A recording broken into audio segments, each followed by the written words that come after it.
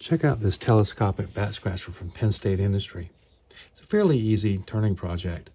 Let me show you some of the highlights I included in making this bat scratcher. First, I used this beautiful koa wood as the handle. Koa wood is often referred to as the Polynesian mahogany, and you can see the beautiful grain that's incorporated in this particular handle using this koa wood.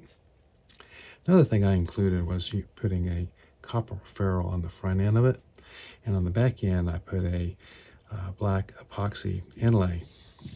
The handle is about 7 inches long, and when the bat scratcher is fully extended, it extends out about 28 inches.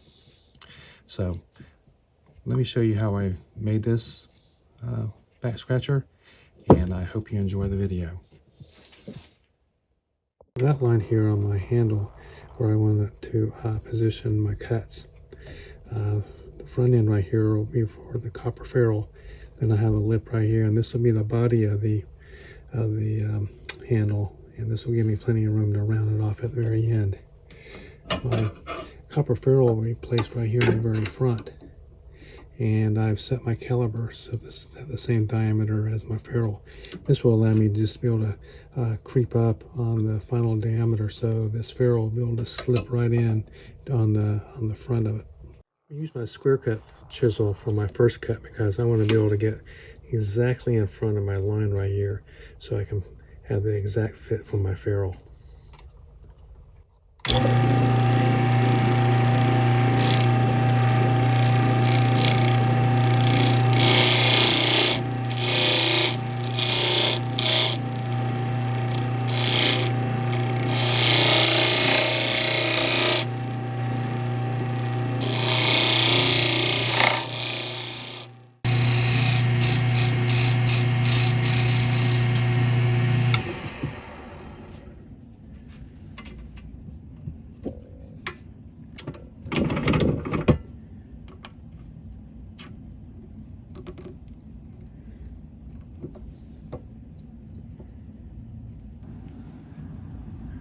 Okay, I have a pretty tight fit here with the funnel. So what I'll do now is add a little super glue on here, and then come back and tap the funnel down with a hammer.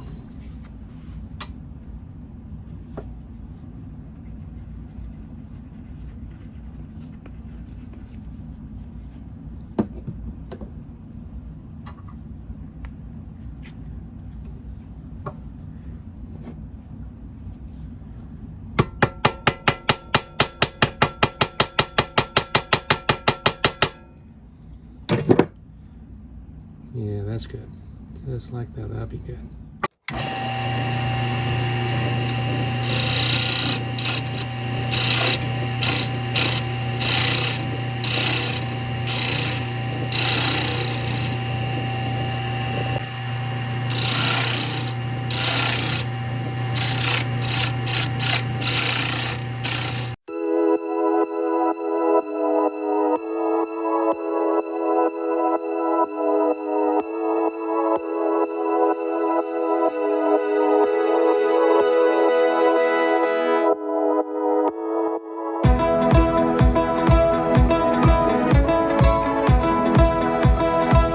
Finished turning the handle to the shape that I like, but now I think I want to add a black inlay right here on the back of the handle. I really like the contrast of the black and the koa color. I think it just blends so well together, and it makes a really nice highlight. And what I use for the inlay is this epoxy sculpt, and so I'll just make a groove out make a little groove in here, and then place epoxy in there, let it dry, and then we'll smooth it back out.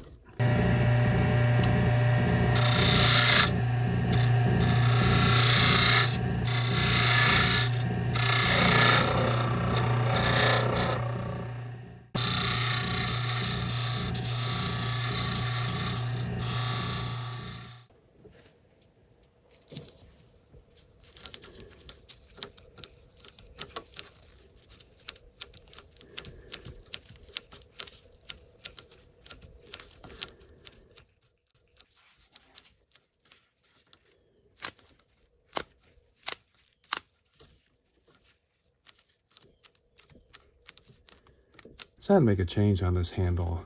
Instead of using the copper metal, decided to spray paint it with a titanium silver spray to make it blend in better with the metal part of the back scratcher. I think the copper would just been too much of a contrast on there, so I think this will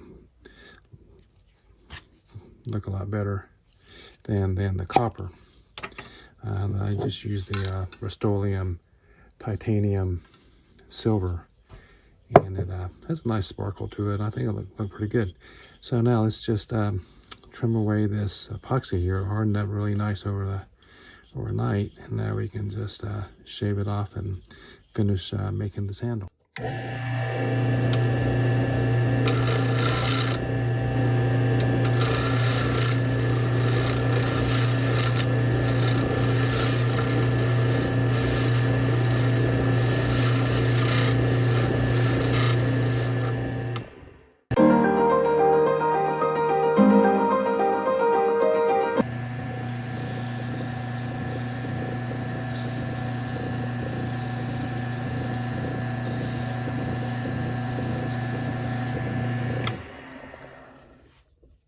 Okay, I've sanded all the way down to 600 grit, and you'll notice that here on the epoxy you still see some scratch marks.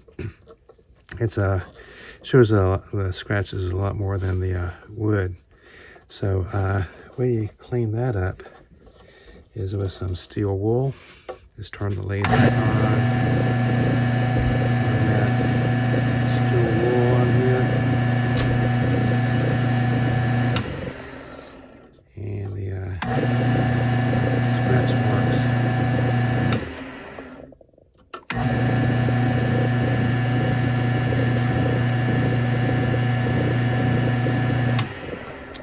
Virtually just disappear. Sanded the handle down to 600, and now I'm ready to apply the finish.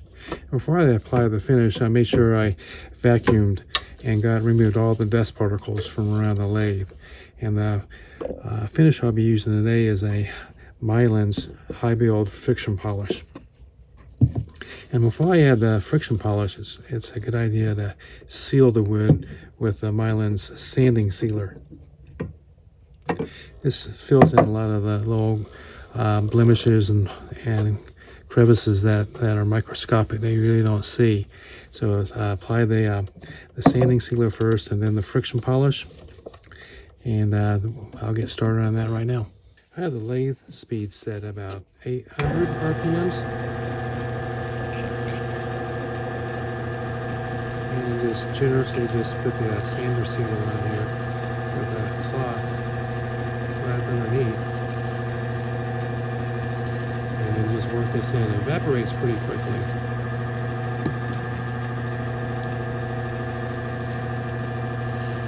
Quite volatile. Usually one coat of this will work just fine.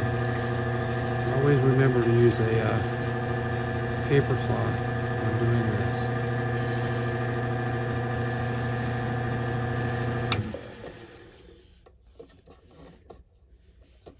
Okay, there's a nice finish on there now, and now I'll be ready to add the friction polish. Give the polish a good shake before using it, and instead of adding the polish directly onto your piece, it's best to add it to your towel and then rub it in. And I have the speed set at about 27 RPMs, and applying it to the towel will keep it from splashing and splashing off your piece. So.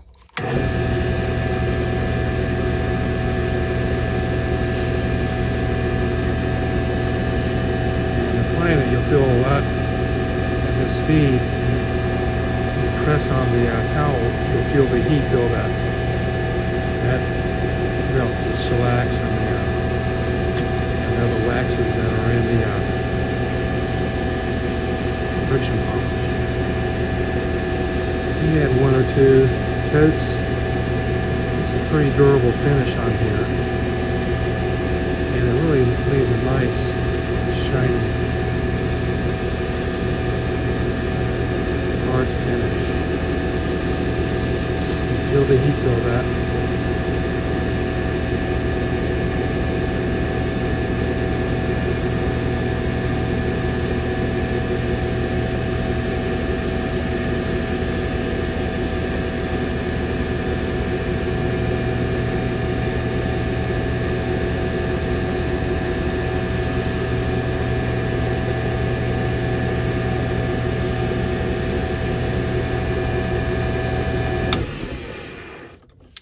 Okay, this is 2 coats on here, and I think I'll probably leave it just like this. The final wax application, I'll be using this Renaissance microcrystalline wax polish. We'll apply it the same way we did the friction polish, and this just adds the just one more barrier of protection for the handle.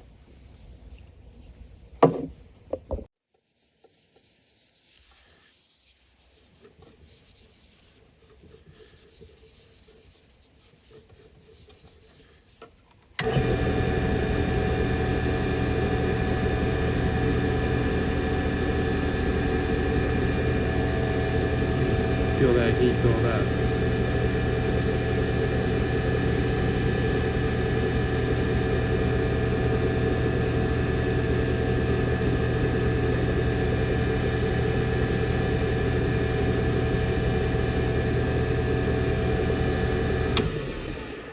Okay, I finished putting the friction polish on and the microcrystalline wax, and it just turned out to be a beautiful finish here.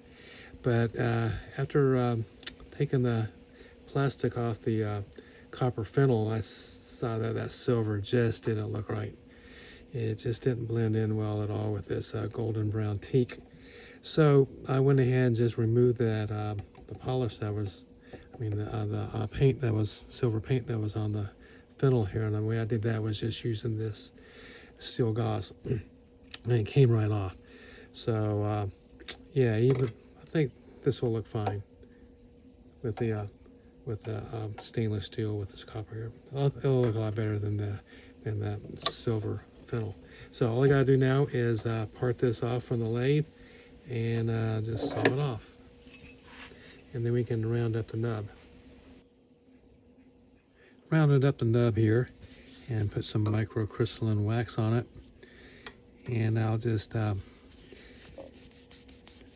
put the buffing wheels on and then just buff this end up, and I think it'll look just fine.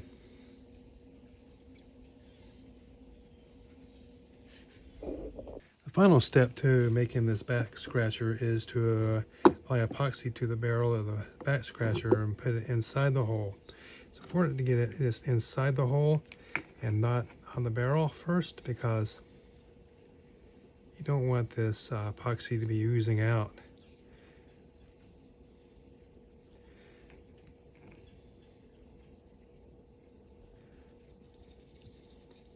Won't take a lot.